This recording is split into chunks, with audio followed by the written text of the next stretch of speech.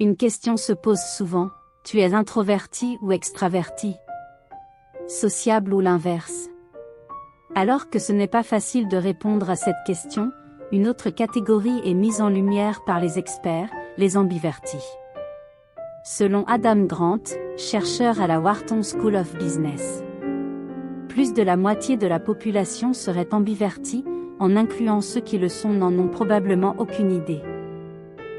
L'étude du Dr Marianne Tran, psychologue clinicienne, a démontré que ce sont des personnes flexibles, plus susceptibles de se sentir à l'aise en combinant un bon mélange d'environnements. Le temps passé seul, le temps passé avec les autres, le temps passé à la maison et le temps passé à l'extérieur.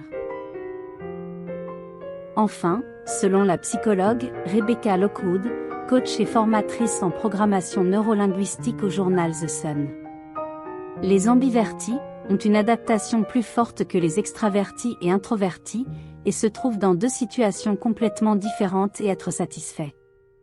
Tel à une fête pleine de monde et une pièce seule. Signe que vous êtes un ambiverti.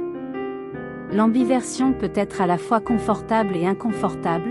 Confortable car on est plus adaptable dans certaines situations, on peut facilement utiliser l'autre partie de soi. Et là où je trouve que c'est inconfortable, c'est qu'on est moins sûr de qui on est. 1. Vous êtes un ambiverti si vous êtes à l'aise avec l'isolement et les foules. 2. Vous aimez vous accorder une pause, mais vous êtes anxieux si cela dure trop longtemps. 3. Les discussions ne vous dérangent pas, mais vous les trouvez ennuyeuses au bout d'un moment. 4. Vous savez communiquer et écouter. 5. Vous pouvez facilement faire preuve d'empathie. 6. Vous pouvez soit faire confiance à quelqu'un rapidement, soit ne jamais le faire du tout. 7. Vous êtes un ambiverti si vous pouvez travailler aussi bien en groupe que seul. 8. Vous vous sentez souvent indécis. 9. Vous aimez voyager mais votre maison vous manque rapidement.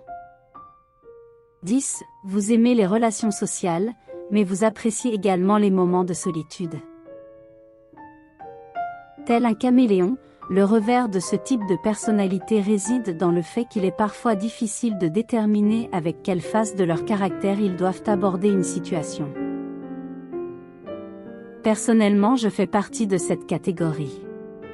N'hésitez pas de me laisser un petit commentaire et me dire de quelle catégorie vous faites partie.